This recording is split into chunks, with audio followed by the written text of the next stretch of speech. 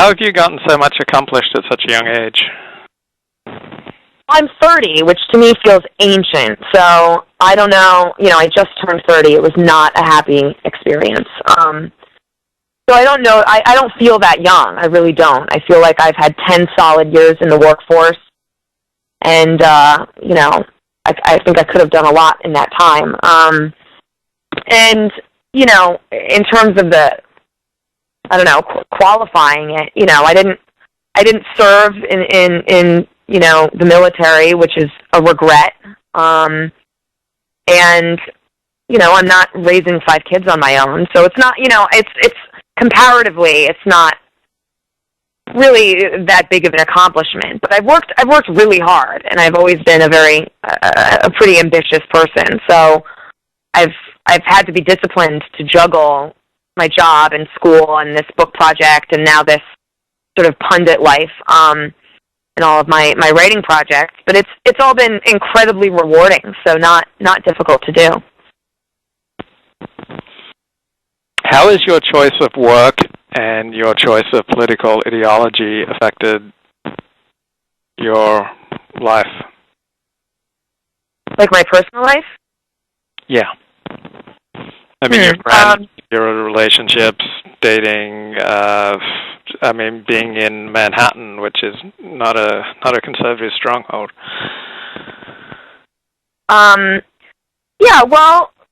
Most of my friends are liberal. I don't have too many, fanatical, Code Pink liberal friends, luckily. But my friends are my friends, and they're excited for me and happy for me, even when they, totally disagree with me and can't stand my political beliefs.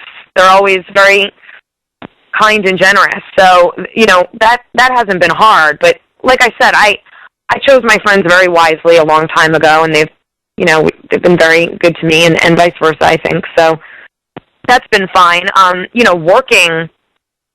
Working in New York as a conservative is not fun or easy. You really have to kind of embrace your minority status and take it all in stride if you're going to survive without ending up on a shrink's couch. And I work at the New York Times, which is obviously not conservative.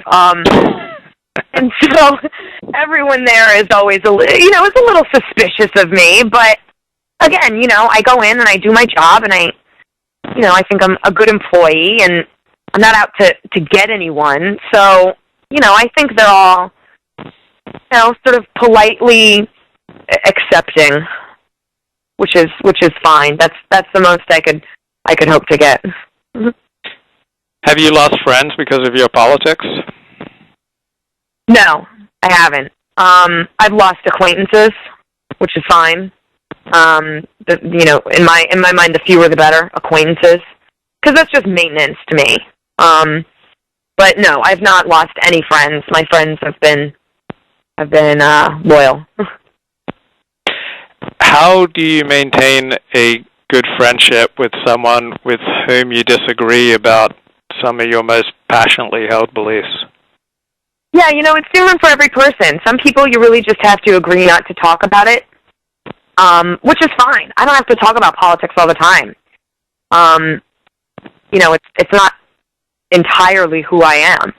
And other people, you can have really interesting debates with. And I learned some of my most valuable lessons when I debate my liberal friends. I get good, preparation for my panels, when I do interviews and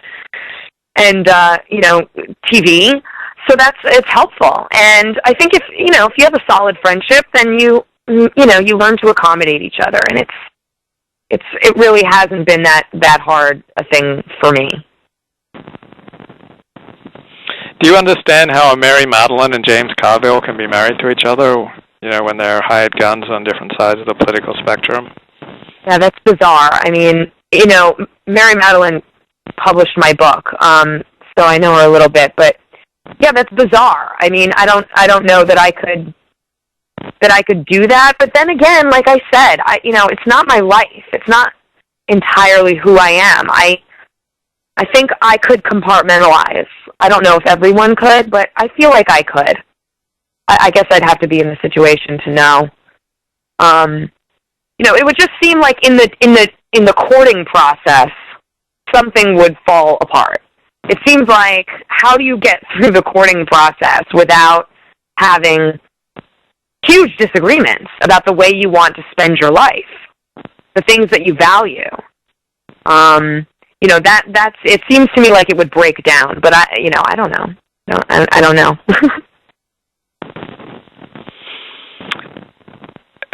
Are you a conservative ideologue?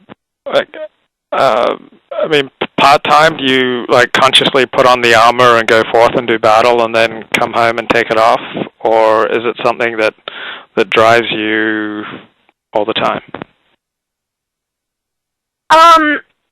Well, it's very important to me. I'm very passionate about my political views, and until there's nothing to rail against anymore, I imagine I'll be pretty proactive in my writing and my punditry, I guess, in espousing the things that I believe in and eschewing the things that I don't. But I certainly take it off when I come home. I'm not this, talking head around my apartment, or with my mother, or my friends. When I go out and have a couple cocktails, I'm not talking about, bailout. I mean, who would want to do that? I mean, that just seems like a miserable existence. So I do what I have to do for my job. I watch news for my job, and when I don't have to do it, I don't. I watch The Hills, or I watch, stupid TV, Bravo. I love Bravo. I'm totally addicted. It's not always fun, so I don't do it unless I have to. But there are times when I just feel absolutely compelled to write something, and that doesn't go away until I've gotten it out of my system. So that drives a lot of what I do. Are you happy? I'm ecstatic. I'm blissful. I'm a very happy person. I'm doing exactly what I want to do, and it doesn't mean that it's not hard or has its trials and tribulations, but I'm a very happy person.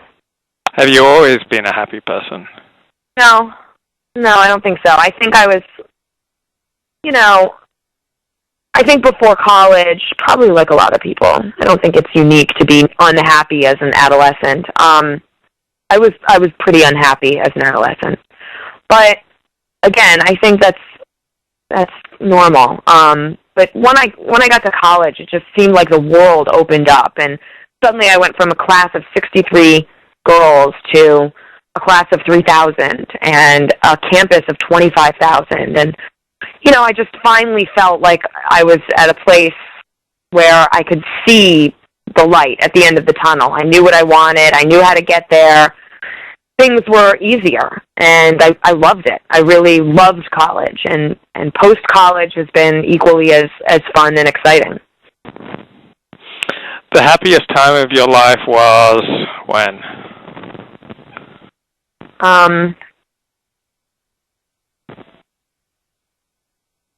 I'd say when I was at Cornell, and I was editor of the art section of the school newspaper. And I was bossing people around, which was awesome. I have never been happier than at that job, where I actually had control over something. I put a paper to bed every night. I had, a staff.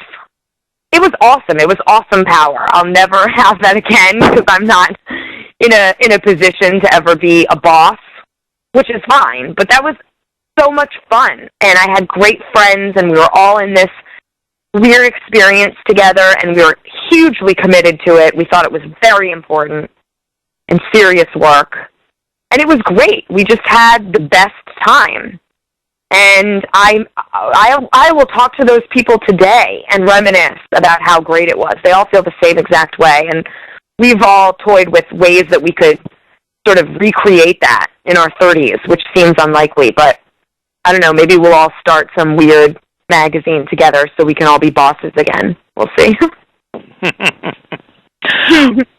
What is your favorite type of writing to do?